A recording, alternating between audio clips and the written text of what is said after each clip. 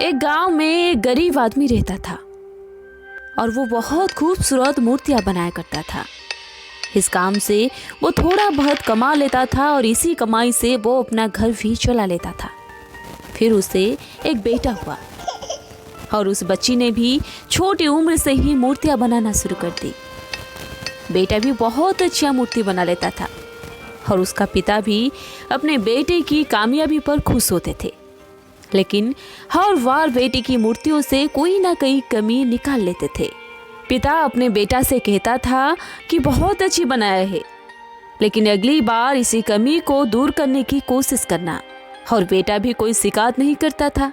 वो अपने पिता की सलाह मानकर जब भी नई मूर्ति बनाता था तो कड़ी लगन से अपने मन लगा कर करता था ताकि मूर्ति पहले से बेहतर हो।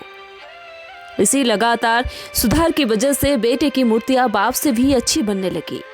और ऐसा टाइम भी आया कि लोग बाप की बनाई हुई मूर्ति से ज़्यादा बेटे का मूर्ति को ज़्यादा पैसा लेकर खरीदने लगे, जबकि बाप की मूर्तियां उसकी पहली वाली कीमत पर बिकने लगी। बाप अपने बेटे की मूर्तियों से कमियां निकाल लेता था, लेकिन अब ये बात बेटा को अच्छा नहीं लगा।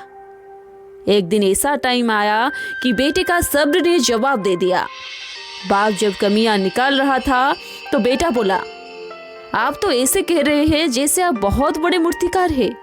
अगर आपको इतनी ही समझ होती तो आपकी मूर्तियां कम कीमत में नहीं बिकती।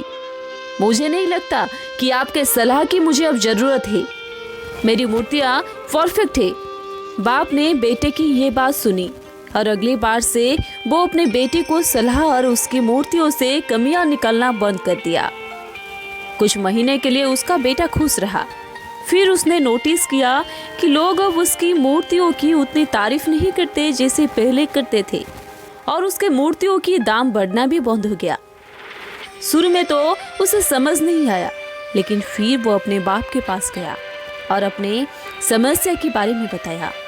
बाप ने बेटे के बात को बहुत शांति से सुना, जैसे कि उसे पहले से पता था कि एक दिन ऐसा आएगा। फिर बेटा अपने बाप से पूछा, क्या आपको पता था कि एक दिन ऐसा आएगा? फिर बाप ने जवाब दिया, हाँ, क्योंकि आज से कई साल पहले मैं भी इसी हालत से गुजरा था। बेटे ने सवाल किया, तो फिर आपने मुझे समझाया क्यों नहीं? बाप ने जवाब दिया, क्योंकि तुम समझना ही नहीं चाहते थे। मैं जानता हूँ कि तुम्हारे जितना अच्छी मूर्तियाँ मैं नहीं बनाता, और ये भी तो हो सकता है कि मूर्तियों के बारे में मेरा सलाह गलत हो, और ऐसा भी नहीं है कि मेरी सलाह की वजह से कभी तुम्हारी मूर्ति बेहतर बनी हो। लेकिन जब मैं तुम्हारी मूर्तियों में कमियां देखता था तब तुम अपने बनाई मूर्तियों से सैटिस्फाई नहीं होते थे और तुम हमेशा से खुद को बेहतर करने की कोशिश करते थे, और वही बेहतर होने की कोशिश तुम्हारी कामयाबी बनने का काबिल था।